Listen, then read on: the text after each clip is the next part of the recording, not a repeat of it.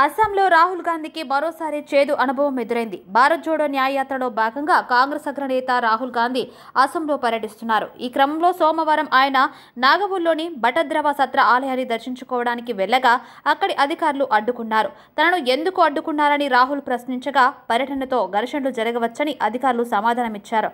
వారి తీరు పట్ల రాహుల్ ఆగ్రహం వ్యక్తం చేశారు. అనంతరం మాట్లాడుతూ నేనేం తప్పు చేశానో, నేను ఆలయాన్ని దర్శించుకోవాలనుకుంటున్నాం, నేనేమైనా నేరం చేశాను, మేము ఆ ప్రాంతంలో ఎలాంటి ఘర్షణలు సృష్టించాలనుకోవట్లేదు, కేవలం ఆలయంలో పూజలు చేసి రావాలనుకుంటున్నాం అని రాహుల్ తెలిపారు. ఇక కాంగ్రెస్ నేత రాహుల్ గాంధీ నిర్వహిస్తున్న భారత్ జోడో న్యాయయాత్ర ప్రస్తుతం అస్సాంలో కొనసాగుతుంది. అయితే ఈ యాత్ర మార్గంలోకి దూసుకొచ్చిన కొందరు భాజపా కార్యకర్తలు జై శ్రీరామ్, మోదీ మోదీ అంటూ నినాదాలు చేశారు. వారికి ప్రతిస్పందించిన రాహుల్ గాంధీ గాల్లో ముద్దులు ఇస్తూ అభివాదం చేశారు. అంతటితో ఆగకుండా చివరకు బస్సు దిగిన ఆయన వారితో చేతులు కలిపేందుకు ప్రయత్నించడం గమనార్హం.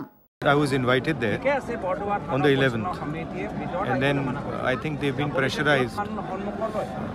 So now we're asking if Gaurav can go because he's the local MP. So they're finding out. They've obviously been ordered from on top. They don't want me to go.